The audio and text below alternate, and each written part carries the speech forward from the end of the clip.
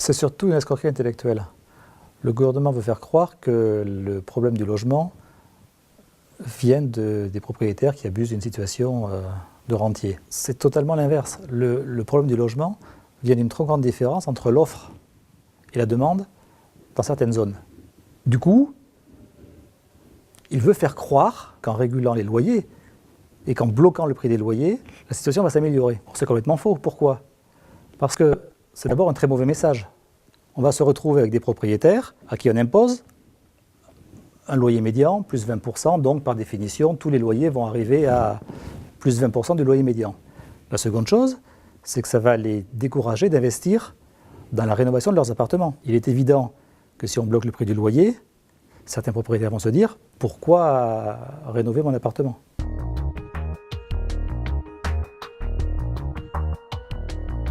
On veut faire croire que les locataires vont profiter de cet état de fait. Mais c'est faux. D'une part, on va se retrouver avec un parc qui va être moins bien entretenu. D'autre part, à cause du mauvais message, on va se retrouver avec des propriétaires qui n'ont plus envie d'investir dans l'immobilier. Or, je rappelle quand même qu'en région parisienne, 70% des habitants sont des locataires.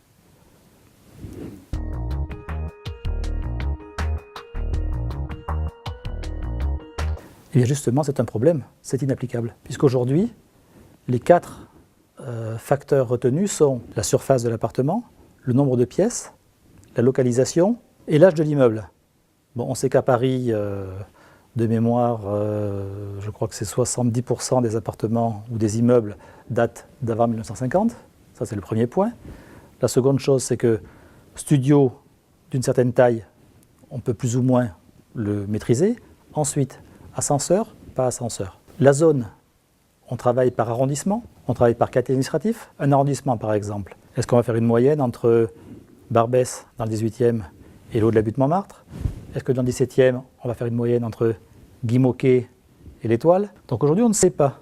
Et le pire, c'est que la loi et les décrets ont déjà indiqué que les professionnels doivent donner leurs chiffres, mais on ne sait pas à qui, sous quelle forme, et quels sont les critères. Donc on nous promet un encadrement des loyers parisiens, mais personne ne sait comment ça va se danser. J'espère que le gouvernement va se rendre compte que c'est inapplicable, dangereux, et que ça va finir de tuer l'immobilier dans l'ancien.